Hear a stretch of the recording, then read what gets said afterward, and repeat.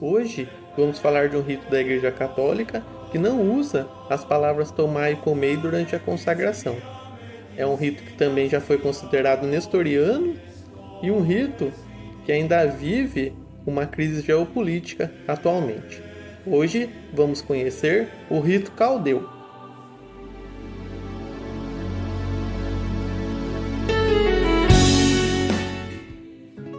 O rito caldeu, também conhecido pela sua designação litúrgica mais abrangente, como o rito sírio-oriental, representa uma das mais antigas e veneráveis tradições da cristandade, cujas raízes se encontram fora das fronteiras do Império Romano, lá na antiga Mesopotâmia, sob o domínio do Império Persa Sassanida.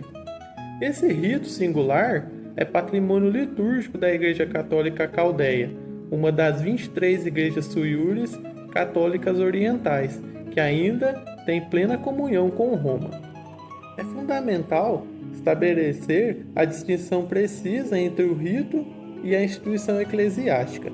O rito sírio-oriental é uma tradição ritualística em si, desenvolvida originalmente em torno do centro eclesiástico da Seleucia Ctesifonte. Essa tradição é utilizada por duas igrejas católicas orientais. A Igreja Católica Caldeia, que majoritariamente está sediada no Iraque, e a Igreja Católica Sírio-Malabar, lá da Índia. O termo Igreja Católica Caldeia designa a identidade canônica suíures, liderada pelo seu próprio patriarca. O nome caldeu é uma designação moderna associada ao ramo que se uniu a Roma, ainda lá no século XVI. A tradição sírio-oriental atribuiu suas origens apostólicas a dois evangelizadores, um chamado de Maradai, que também é conhecido como Tadeu de Edessa, e Marmari, que teriam pregado na Mesopotâmia. Esta tradição da fundação apostólica é central para a liturgia e nomeia a oração eucarística mais antiga e frequente deste rito. O desenvolvimento dessa tradição no Império Persa, isolado das grandes igrejas teológicas bizantinas e latinas, após os primeiros concílios ecumênicos, levou a um desenvolvimento litúrgico, teológico e disciplinar muito distintivo. Este isolamento geográfico e político é a chave para compreender a profunda singularidade do patrimônio sírio-oriental. A história da Igreja Caldeia está enraizada na Igreja do Oriente, que desempenhou um papel monumental na evangelização da Ásia. O rito sírio-oriental está historicamente associado a uma controvérsia cristológica lá no século V, em torno de Nestório, que era um patriarca de Constantinopla. Após o concílio de Éfeso, no ano de 431, que condenou as doutrinas nestorianas, a Igreja do Oriente, que havia se organizado no Império Persa e mantinha relações com a escola teológica de Edessa, viu-se isolada. Embora a teologia desta igreja tenha evoluído e se moderado, ela foi frequentemente rotulada de nestoriana por algumas igrejas bizantinas e também latifonas. Por tudo isso, ela desenvolveu-se independente, expandindo-se vigorosamente ao longo da Rota da Seda, chegando até a Índia, onde formou a base da Igreja Sírio-Malabar, e chegou também na China. A união formal com Roma, que deu origem à Igreja Católica Caldeia, ocorreu no século XVI, impulsionada por disputas de sucessão dentro da Igreja do Oriente. Em 1552, uma facção interna não satisfeita com a sucessão patriarcal, liderada por Yohanan Solakwa, procurou a comunhão com o Papa Júlio III. O reconhecimento de Solakwa como patriarca por Roma, em 1553, marca o nascimento da Igreja Católica Caldeia, diferenciada do ramo que permaneceu independente. Hoje, a Igreja Assíria do Oriente. É crucial notar que o processo de união não implicou na imposição do rito latino. Em vez disso, a Igreja Católica aceitou a integralidade da liturgia sírio-ocidental. Isso sublinha a profunda e antiga compreensão de que a unidade da Igreja se manifesta na diversidade dos ritos e não na uniformidade deles. A preservação do rito sírio-oriental, apesar da união, é um testemunho de aceitação por Roma da diversidade litúrgica como parte do patrimônio divinamente revelado e indiviso da Igreja Universal. O patriarca estabeleceu-se posteriormente com sede principal em Bagdá, lá no Iraque. O status da Igreja Católica Caldeia e a sua inviolabilidade são protegidos ativamente pela legislação universal da Igreja Católica, através do já conhecido Decreto Orientarum Ecclesiarum e também dos códigos dos cânones das igrejas orientais. A Santa Missa do rito caldeu é chamado de Kurbana Quadisha, que é traduzida como Santa Oferenda, e sua liturgia é de uma profundidade teológica notável, sendo o rito sírio-oriental o único a reter múltiplos formulários eucarísticos de uso regular. Esse rito é conhecido por utilizar um ciclo de 3 anáforas, que são as orações eucarísticas principais. A primeira delas é a anáfora dos apóstolos Adá e Mari, que é a mais antiga e frequentemente usada. Também a anáfora de Teodoro de Mopsutoesta, usada em tempos específicos, e a anáfora de Nestório, que é reservada para solenidades de grande importância, como a Epifania e a Quinta-feira Santa, por exemplo. A estrutura da Kurbana Kadisha segue o padrão oriental, dividido em ritos preparatórios, que inclui a vestição e a proteses, a liturgia dos catecúmenos, que nada mais é que a liturgia da palavra, e a liturgia dos fiéis, que é a anáfora e a comunhão. A anáfora de Adá e Mari é o ponto teológico mais singular do rito caldeu. O texto, em sua forma original e utilizada pela Igreja Síria do Oriente, não continha a recitação tão conhecida por nós, que são as palavras da instituição da Eucaristia, o tomai e comei. Embora, posteriormente, o rito caldeu as tenha inserido em suas versões reformadas, seguindo o costume ocidental e também para evitar ambiguidades.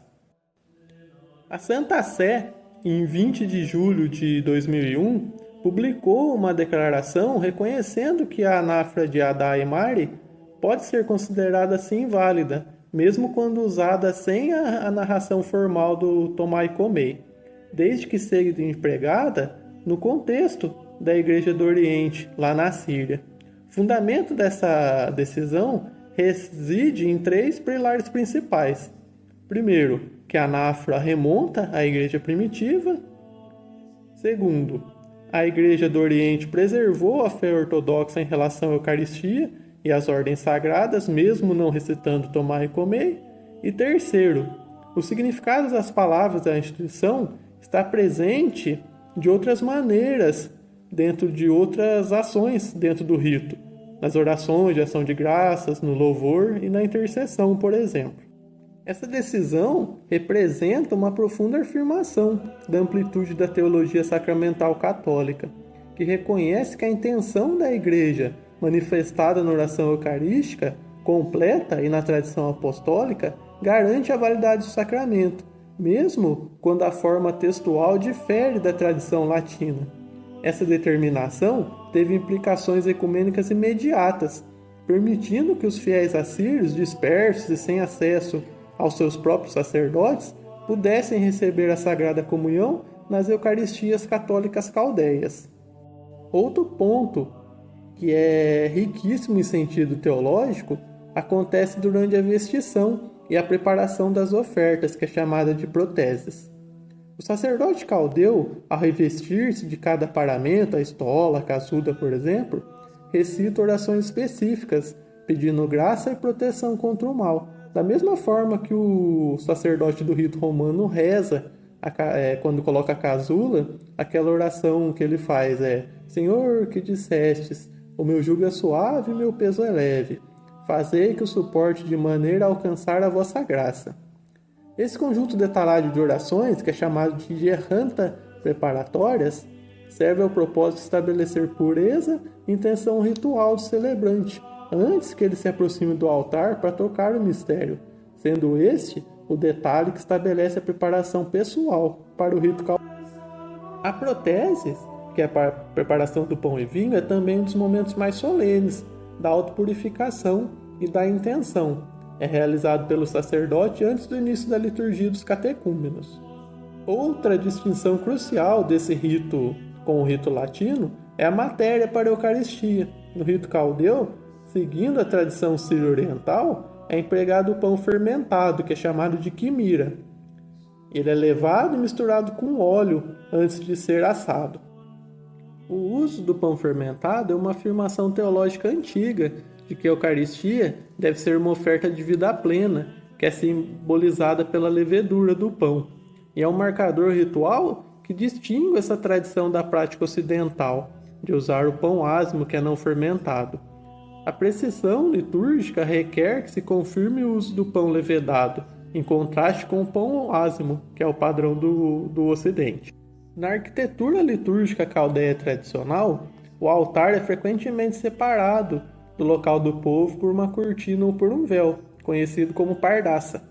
Esse véu é fechado em alguns momentos cruciais da Curbana, assim como em outros ritos que já estudamos, como o rito armênio, por exemplo, simbolizando o mistério insondável da consagração e a transcendência de Deus. Essa separação física não é meramente arquitetônica, mas reflete uma profunda teologia da transcendência divina e do papel mediador do clero no papel do sacerdote. O rito caldeu é rico em gestos de profunda reverência. Embora a posição de pé seja comum, a liturgia enfatiza prostrações e profundas inclinações, que são chamadas de xuxepa. O uso solene e frequente do incenso também é uma característica marcante, incensando a cruz, o altar, as oferendas e a assembleia, seguindo o padrão das liturgias orientais solenes. A crise geopolítica da Igreja Caldeia também é um assunto que sempre está nas manchetes. Em algum tempo, o então presidente do Iraque quis destituir do poder o patriarca da época que cuidava da Igreja Caldeia.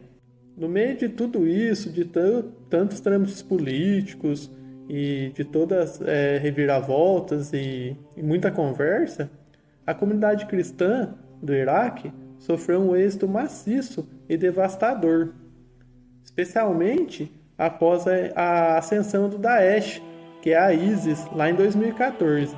A população cristã iraquiana ela foi reduzida de cerca de 1,5 milhões de pessoas para aproximadamente 250 mil, tornando a situação uma questão de sobrevivência cultural e religiosa do povo caldeu. A redução populacional torna a preservação do rito caldeu para este povo uma prioridade urgente. Neste contexto, a exortação do Vaticano II para que os fiéis orientais preservem e retornem às suas tradições ancestrais é um chamado contínuo para resistir à assimilação em ritos majoritários, tipo o rito latino, mantendo a integridade ritual do patrimônio caldeu. Com esse vídeo, finalizamos a nossa série sobre os ritos da Igreja Católica. Espero que você tenha conseguido perceber a grande diversidade de ritos que a nossa Santa Igreja possui e que eles os ajude a entender como é grande, como é rica a liturgia da nossa Igreja. Garanto para você que em quase nenhum site católico você vai achar informações tão detalhadas assim de todos os ritos no único canal. Então, dá uma força pra gente. Segue nosso canal, se inscreva, dá uma curtida e nos ajude a divulgar a palavra de Deus. Mãezinha, em todos os momentos alegrai-me. Em minhas fraquezas, na hora da minha morte, socorrei-me. Dos meus pecados, afastai-me. Do doce coração de Jesus, ajudai-me a alcançar.